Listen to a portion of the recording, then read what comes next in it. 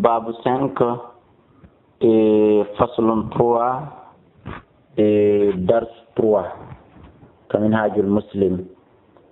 Ashiran sapabun ɗum bayol ina ko ngengu ko wiyete ko ina kadi la yajuzu daganta ko muslimu jul an yabi ande wiyata shay'an goɗɗum ila ajalin ha e lajal ɗum ɗon ko ñamande wiyete sona ɗum wiyede ɗon ngengu ɗum ɗon sellata tuma yastarihi refti o soodi toya konko o yeeyi mimman ba'ahu lahu immorde on mo yeeyuno bisamanin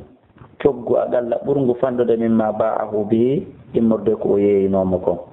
leyata goɗɗo ɗo téléphone hum sammi wona ha meeɓi seeɗa ya soodita kon e junngo makko 80 andi a taƴi mbuɗi makko ɗin leyanno saabu kanko ida ba'ahu so yeeyi ɗum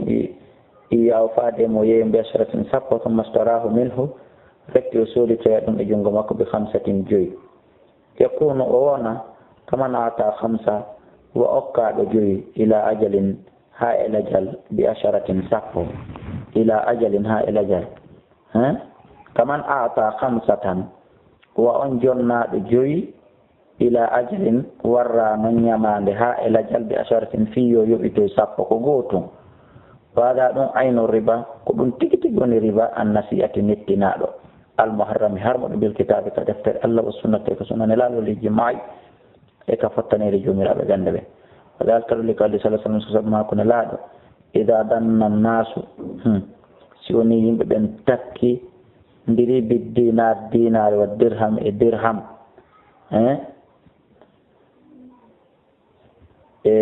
watabaya uɓe yeeyindiri bil aynati ngengu wiyetengon ayna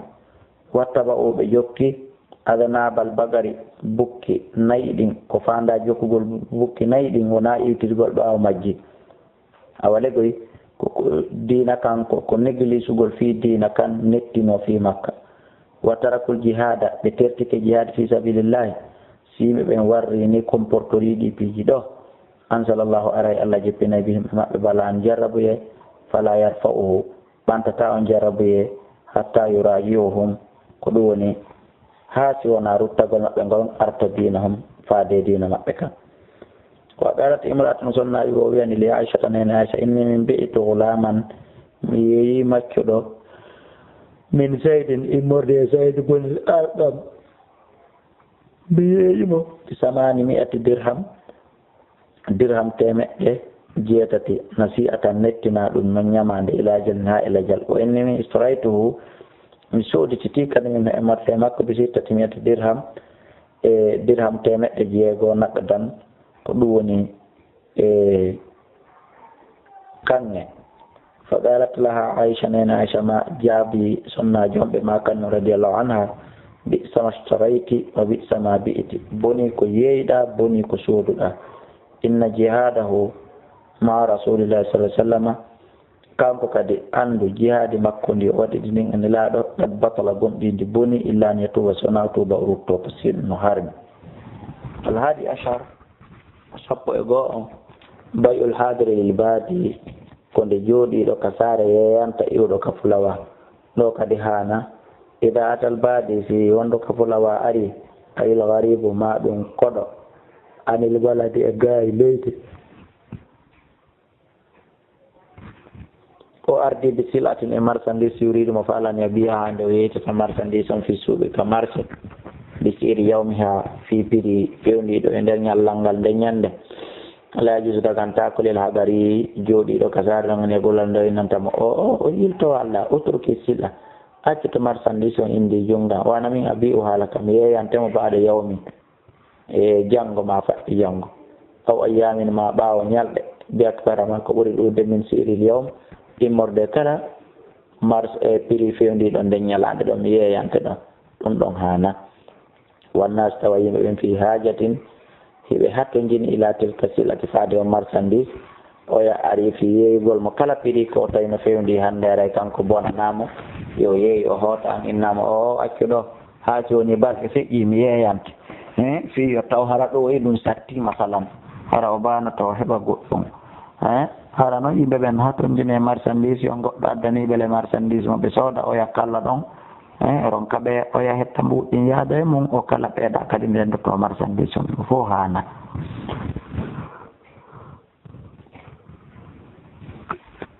li kawli sallallah alih sallam sabu makoni laaɗo la yawi hadiru woto jooɗiɗo yeeyan libadin iwɗo ka dowri da unnasa terte yimɓe ɓen yarzuqullahu Allah subhanahu wa ta'ala arsika baɗon yoga e maɓɓe min baɗum immorde yoga bimana terte woɓɓe wuura e woɓɓe o toon sakko ko yimɓe ɓen heɓata kon nafooreji ɗimmuɓe muɗum ɓen astani asara sappo e ɗiɗi on ashira'u min arrukban ko sodugol immorde e ko waɗɗete la yajuzu daganta ko li muslim julɗo an yasma nde o nanata nde o jento bi silɗati marchandise ɗadima tan arowo ilal baladi faade e leydi fa yahruju o yalta an yasma nde o nanata bi silɗati fi marchandise ɗadima tan wonɗo arde ashiraw ko sodugol min arrukban immorde fetewol nani la yajuzu daganta ko li muslim julɗo an yasma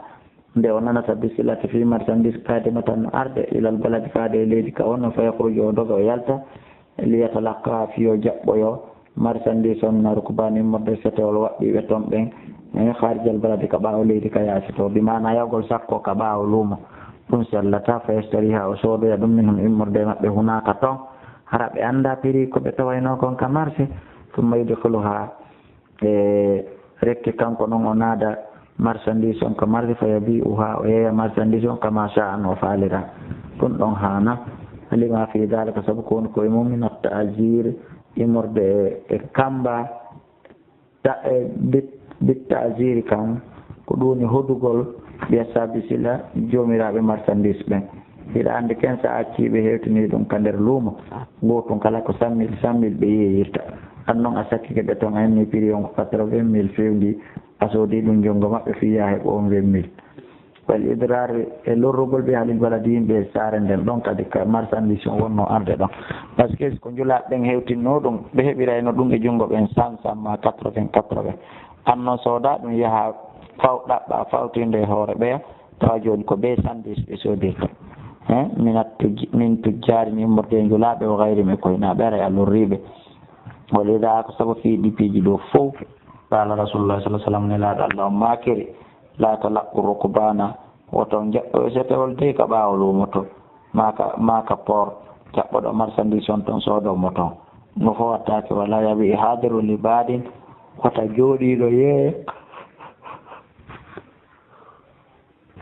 jooɗiɗo yeeyan iwɗo ka dowri few misali fasarata sappo e tati on bay'ul musarrati ko ngeygu wiyetengo musarrat la yajuzu daganta ko li muslimin julɗo an yasira shata e bay'ul musarrati ko ngeygu haamugol yeyre nden la yajuzu daganta ko li muslimin julɗo an yasiri nde o jogitoto nde o moɓidirta shata yeyre dammingila il bagaratama nagge a wi nagatama ngeloba ban mi mana ɗum yejumo o labana ha ko moɓidirgol ɓira magge on fi dari a kay yeere magge a yaman balɗe tawa jaɓali ɓirude jaɓali bobotonkol muyna li tura fiyo yeere nde yiye yo ngeloba ma dammingel fiyo goɗɗo yewtum e o inna waka annaha haɗobon asittay dey mbaɗo ko ɓirotomba ni ko mbarɓa ɓiraɗan ni fayargubon nasa hiɓe ɓe lerɗa fi shira'iha e sodugol ba faya bi'o ha o yeeyamba lima fi dalika saabu koni koye mum nal ghishi immorde jampo alkhadiyati e hoɗo qala sala sallam nelaɗo makki la tusirrul ibla wal ghanam wota muɓidi ɓiraɗan ɗan ka yeere dammi ɗin e nayyi ɗin ngeloɗ ɗin ko woni wita aha kala soduɗo ɗum bada dalika ɓawa ɗum fa huwa ray on ɗon bi khairin nazarain himo en suɓinande darandeji ɗiɗi taskandeji ɗiɗi wurtugol e tabintingol mbaɗa an yahlabu ha ɓaawo ɓirikol irradiya so welama am saka joguito en sakata say ɗum mettimo radda ha o rutta o jonnita ɗum e wasan e sayre nden goto min tawde immorde e tamara arabi ashar sappo nen albayu ko ngeygo indani dayi sanga noddinaɗo ala heeri sakkitorɗo noddi salatul juma ka julde juma si wona imam o naati ka gangonal noddinama yeeyugol ila ɗon ha juma on salmini ko jeeyaɗum e ngeyguji haɗaɗi la yusu dagantako lil muslim an yabiya nde o yeyata cheyan hay e hunde aw yastari amande o soodata wagadu noodiya tagum ɗi noddinanama li salati juma julde juma nden annida al akhira noddandu sakkitor alladi no yakunu laata tonuma al imam wondude imamu alal minbar yarama kawre minbar li qawli taala sabu daalol allah ya ayyuha alladina amanu ida nudiya li salati min yawmil juma fasaw hittini ila dhikrillah ya ba janta ko inde allah ne wadarul bay'ata to ɗon ngeygu e alhamis achar sappo joyon bay'ul munazaba wal muhalaga ko ngeygu wiyeten ko munazaba e muhalaga ɓe waɗino yen explication nder ton anden la jus dagantako li musidɗo julɗo an yabiya nde o yeyata e inab fil karmi ɓeni la jus dagantako li musidɗo julɗo yilti soɗen seeɗa an yabiya nde o yeyata inabuje ɗen fil karmi ka leggal mum ka inabuhi ko ɗum wiyete karmo o harsan ka hottagol bi zabibin resen e kaylan etande inna no tanƴina inabuje ɗen ka leggal ɗo si yoroyi won tayresen tel ɗum ɗon haray sellata par ce que ko hotta wala sar an wona yeyigol remuru ndun foñe comme mamaro comme fi sundulihi hara hino ka bagaji muɗum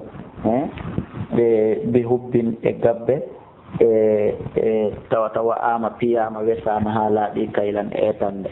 ga ngesa mbara ɗon ɗo tanjini wawa timmude walare joni jaɓu nde walare wifande ha laaɓi ɗo mi ƴetta ngesa mamba harani ɗon fo dagatako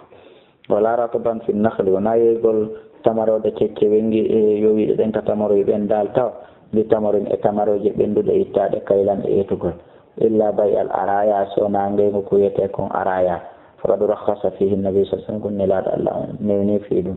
o koni bayul haraya an yahabal muslimu kono julɗo on okkata leehi musidɗo makkal musidɗo julɗo nahlu tan tamore on halatima tamaroje min layata jawaz tawa feƴƴata tamruhunna tamaroje majje on ɓe hamsatan awsuɗum wusɓuwal ngal jeyi summa tatagal refte o loltara bidhulihi e ko ɗum woni e naturugol e ɗum ɗon alayhi e makko kullama radatimo kala o faandi an yejini nde o teɓata mirto bihi immorde e tamaroje makko cecceɗen fa istariha o sooda ɗe min immorde makko bi harsiha ko ɗum woni e bi harsiha sabu hottagol ɗe tamranta tamaro hottoɗe yeeyaɗe tamaro wa dalil awwal dalil arano qawlu ibnu umar parce que konngol abdullah ibn umar radiallahu anhuma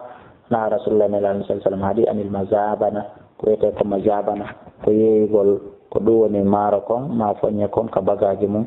an yabiyay ko nde yeeyete e samara ha itihi ɓiɓɓe jardin makko on o yeeyamo in kana silati nahalan ko tamaro o yeeyta ɗum mbi tamrin e tamaroje ittaɗe ɓendi kaylan e etugol ɗe in kana silati karman ko inabu an yabiyaw nde yeeyata ɗum mbi zabibin e resenje ittaɗe kaylan e etugol in kana silati kesar an ko remuru an yabiyaw ko nde yeeyta ɗum mbi ta amin e ñamete goo kaylan ko ɗum woni e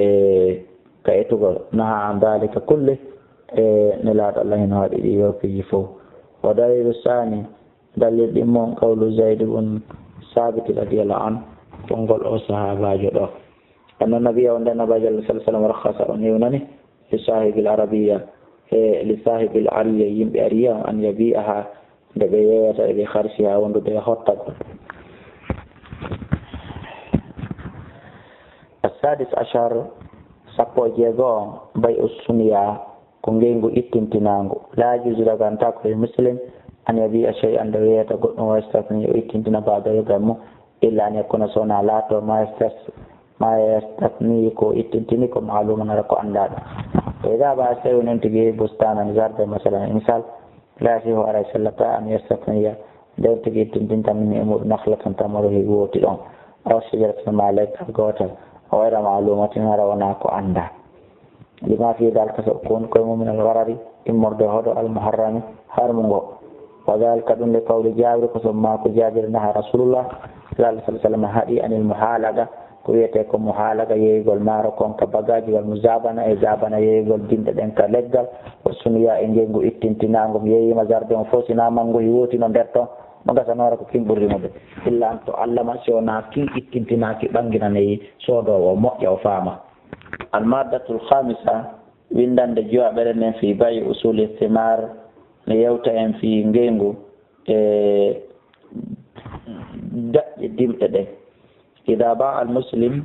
si woni julɗo on yeeyi nahlan tamaro aw shajaran ma ɗum leggal fen kana si laatiki an nahlu ko tamaro gad a barra koye tawhara gomɗiɗe ɗe ɓendi wa shajara ko leɗɗe gad zohara ara gomɗi feeñi tamaruhu dimɗe muɗum ɗen andike ɗum ɗoƴoji fa inna samarat no dimɗe ɗen e lil bayi aray wodani yeeyiɗo on. ok ida ba al muslim si julɗo yeeyi nahlan tamaro kaw sajaran ma ɗum leɗɗe fen kana si laatiki an nahlu tamaroje ɗen gadda barra gomɗiɗe rimi ha dimɗe ɗen e ko ɗum woni ɓendi wa sajaru leɗɗe ɗen kadi kadi zohara gomɗi feeñi samaruhu dimɗe mum ɗen mangoje ɗen fo yiɗi ƴoƴi haray oya no yeeyi daƴƴe mango ɗen ma daƴƴe tamaro ɗen haray ɗon ko honno. fa inna samarata ande no dimɗe ɗen lil ba'i ko yeeyi ɗon ji mangoje ɗen e tamaroje ɗen fof illa an yastarita hal mustari so wona sooduɗon waɗa charte yo noon sa yeeyilan daƴƴe mango ɗen mangoje rimaɗe ɗen fi kala ɗe ɓendi aray ko min jeeyi si ɓe fotti e hoore ɗum oya wakkile so yeeyi e hoore ɗum haray ɗon na kanko jeeyi dimɗe ɗen kono so ɓe waɗano on ɗon charte haray ko mango hikin tum oya yeeyima haray ɓiɓɓe ɓen fof muɗum o ittay hetta mango hi laaɓuki dariki ko illa so na ɗum si sarte waɗano ka fayi haray dimɗe ɗen fof bayi ko yeeyi ɗon jeeyi par ce que ko kanko yarni ko kanko reeni ha dimɗe ɗen ɓendi hewti ka hewti ɗon e gawli sallallah alih w sallam saabu makunelaɗo allah man ba a kala yeeyɗo nahlan tamaro kadi a barrat hara tamaroje ɗen ɓendi fa samaratu haray dimɗe majji on fof lil ba'i ko yeeyi ɗon jeeyi illa nestarital mubtaw so wona sooduɗo on waɗa charte. aray ɗo kadi en hattay ɗo yiltoɗe rewtoɗen o dar 3 ɗo kadi ha famen awa yiltoɗen waɗoen kadi dar 4 wallahu ala wa ala.